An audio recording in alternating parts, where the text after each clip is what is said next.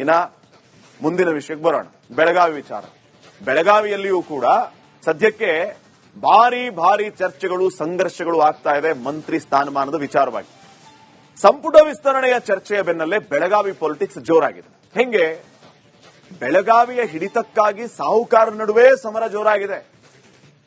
ಬೆಳಗಾವಿ ದೊಡ್ಡ ಜಿಲ್ಲೆ, 4 ಮಂತ್ರಿಗಳನ್ನ ಮಾಡಬೇಕು ಅನ್ನುವಂತಹ ಒತ್ತಾಯ ಕೇಳಿ ಬರ್ತಾ ಇದೆ. ಲಕ್ಷ್ಮಣ ಸವದಿ ಅವರು ಈಗ ರೇಸಲ್ಲಿದ್ದಾರೆ, ಲಕ್ಷ್ಮೀ ಹೆಬ್ಬಾಳ್ಕರ್ ಅವರು ರೇಸಲ್ಲಿದ್ದಾರೆ. ಹಾಗಿದ್ರೆ ಯಾರನ್ನ ಮಂತ್ರಿಯನ್ನಾಗಿ ಮಾಡಬೇಕು?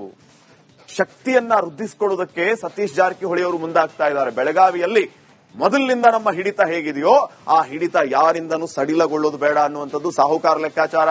ಆದ್ರೆ ಸೌದಿ ಅವರು ಸುಮ್ಮನೆ ಕೂರ್ತಾರ?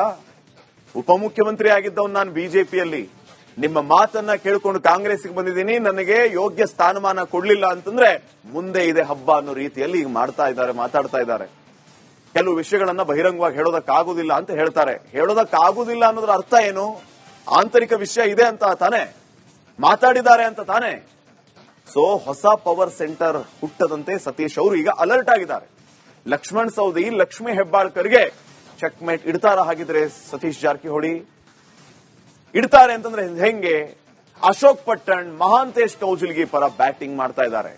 ಹಿರಿಯರಿಗೆ ಆದ್ಯತೆ ನೀಡಿ ಅಂತ ಸತೀಶ್ ತೀವ್ರ ಲಾಬಿಯನ್ನ ಮಾಡ್ತಾ ಇದ್ದಾರೆ. ಅಶೋಕ್ ಪಟ್ಟಣ್ ಅವರು ಸಿದ್ದರಾಮಯ್ಯ ಅವರ ಆಪ್ತ, ಕೌಜಲ್ಗಿ ಅವರು ಕೂಡ ರೇಸಲ್ಲಿರೋರು. ಇವರು ಪರವಾಗಿ ಬ್ಯಾಟ್ ಬೀಸಿದ್ರೆ ಅಷ್ಟಕ್ಕಷ್ಟು ಇವರೇನಂತ ಪ್ರಭಾವಿಯಾಗಿ ಬೆಳಗಾವಿಯಲ್ಲಿ ಸಂಘಟನೆ ಮಾಡುವಂತಿಲ್ಲ. ಜೊತೆಗೆ ಇವರು ಪ್ರಭಾವಿ ರಾಜಕಾರಣಿಗಳು ಅಲ್ಲ ಅನ್ನುವಂತ ಲೆಕ್ಕಾಚಾರದಲ್ಲಿದ್ದಾರೋ ಏನೋ ಜಾರಕಿಹೊಳಿ ಅವರು ಗೊತ್ತಿಲ್ಲ. ಇನ್ನು ಅಲ್ಪಸಂಖ್ಯಾತರ ಕೋಟಾದಡಿ ಆಸಿಫ್ ಸೇಠ್ ಪರವೂ ಕೂಡ ಒತ್ತಡ ಹೆಚ್ಚಾಗ್ತಾ ಇದೆ. ಮತ್ತೊಂದು ಕಡೆ ಸೌದಿ ಹೆಬ್ಬಾಳ್ಕರ್ ಅವರ ವಿರುದ್ಧಲೂ ಕೂಡ ಭಾರಿ ಲಾಬಿ ಆಗ್ತಾ ಇದೆ. ಮಹಿಳಾ ನಾಯಕತ್ವ ಬೆಳೆಸೋದಕ್ಕೆ ಅವಕಾಶಕ್ಕೆ ಲಕ್ಷ್ಮಿ ಅವರು ಮನವಿಯನ್ನ ಮಾಡಿಕೊಂಡಿದ್ದಾರೆ. ಕೊಟ್ಟ ಮಾತು ಉಳಿಸಿಕೊಳ್ಳಿ ಅಂತ ಶಾಸಕ ಸೌದಿ ಅವರು ಒತ್ತಡ ಹಾಕ್ತಾ ಇದ್ದಾರೆ.